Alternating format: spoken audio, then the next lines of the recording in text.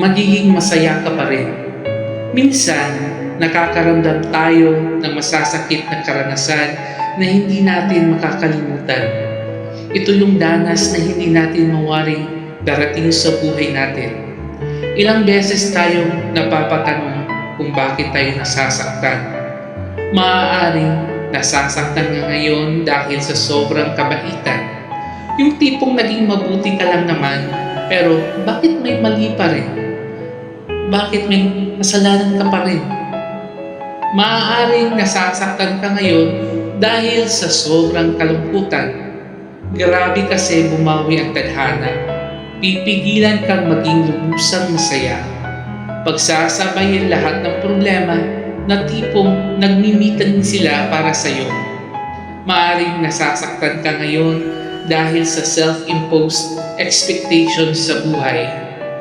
Napapatanong ka kay Lord minsan na, Lord, ginawa ko naman po lahat para matupad yung pangarap ko, pero bakit kulang pa rin? Bakit malabo lahat? Maaaring nasasaktan ka pa rin ngayon dahil sa mga taong inaakala mong mananatili hanggang dulo.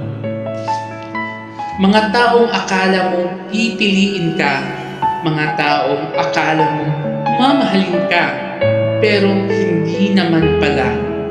Mas pinili ka nilang iwan ka. Maaaring nasasaktan ka ngayon dahil sa mga ala-alang pilit mong kinakalimutan. Mga ala-ala na nakapagpasaya sa'yo pero siya rin namang nakapagpalungkot sa'yo. Masarap balikan ang nakaraan pero masarap pa rin namang tanawin ang kinabukasan.